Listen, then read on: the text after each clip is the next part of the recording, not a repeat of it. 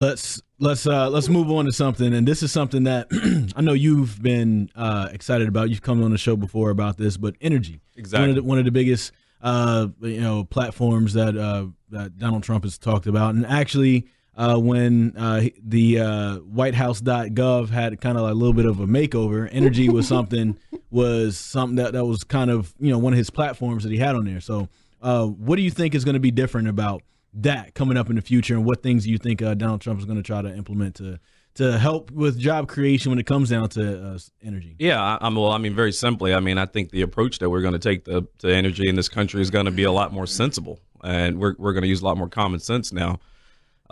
You take the executive order put in place by the Obama administration that essentially limited our power producers in terms of their carbon emissions, keeping in mind that the executive order was actually not even needed because the CO2 emissions that were coming from our power plants were basically at a 25-year low already. So our power producers had already been lowering emissions on their own by converting plants and using less coal and starting to use more natural gas to power a lot of these facilities. But yet you had an overzealous president who still felt like he had to put additional requirements and additional rules and regulations on an industry that didn't need it. And so I think you're going to see President Trump already come in, sign an executive order and begin to roll back some of those rules and regulations. If you take a look at the fact that 90% of our energy resources right now are prohibited from production and development, we have a lot of offshore energy assets that the Obama administration, when Obama was elected, he actually said that he was in favor of more offshore drilling. But then once he got in office, he succumbed to the pressure of the environmentalists and then did not allow offshore drilling to occur.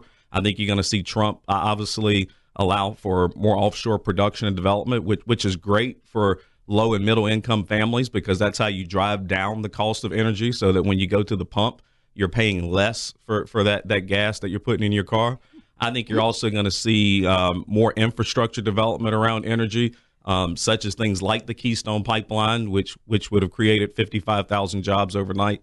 So I think you're going to see a lot over the next 4 years, and hopefully the next 8 years when it comes to energy development and production here in the country. Let me ask you about this though. I think some of the drawback when it came down to the Keystone, for instance, personally, I was against the pipeline. It had nothing to do with jobs or whatever. It's the fact that it's an oil pipeline that we know that can potentially spill. Also is going to go through kind of people's homes and go through people's lands and things like that, where maybe we could start investing a little bit more. And like when I went to Bermuda, it's getting to the point to where I think about 40% of homes have solar panels on there, so they could get their their energy through solar, or there's some solar farms, or even having more wind energy or things like that, like more renewable sources where we can build and still get jobs around those as well. Do you think there's a plan for this, or is it more drilling oil and pipelines? Yeah, I mean, I think there's a plan for all that, but again, I just try to remind people when we have this conversation, we need to have this conversation from a point of common sense and reality. I mean, seriously, I mean, I know Morgan's laughing. I mean, I'm being for real. The reality is right now, 2/3 of the baseload energy demand in this country is met through oil and gas, and the infrastructure that exists in this country is designed for that. There is not an infrastructure in this country right now that allows for us to be able to produce enough energy from wind and solar and a lot of other alternative sources at a commercial production level. We actually don't even have the storage systems. The technology doesn't even exist for us to have the storage systems to be able to store enough solar power so that basically we can use that power during peak demand periods. So, for example, a peak demand period at your house would be when everybody's coming home in the evening.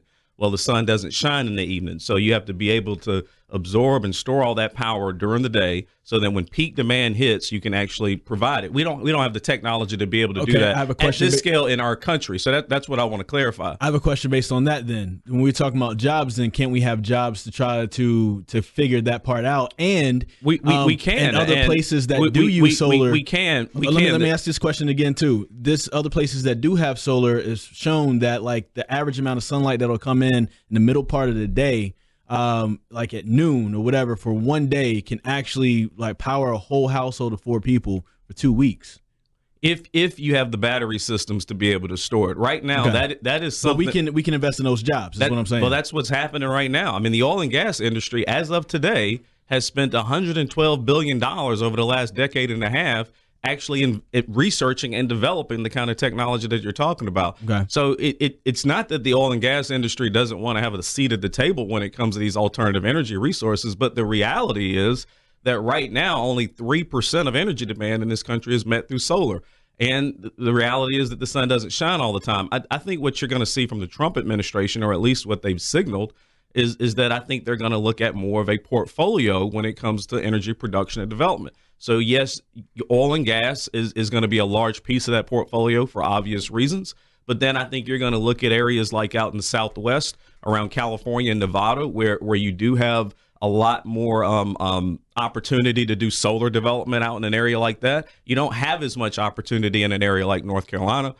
You also out in the Midwest, you do have opportunities out in the Midwest to do more wind energy production. The wind doesn't blow as strong in North Carolina to do commercial production. So right. I think what you have to look at, and what the Trump administration has signaled, is we need to be looking at a portfolio of ways to produce and develop energy. And to some degree, it needs to be based on the geography by which you're trying to develop it. So you take North Carolina, for example. Not only should we be looking at offshore production because we have a coast, but we can be looking at offshore wind production, which we have more of an opportunity to do wind production offshore than onshore. So I think what we've got to do is get the bureaucracy and the government out of the way. We need to get the private sector more engaged around energy production and development, and we need to be doing it in a common sense kind of way. All right. I agree with some of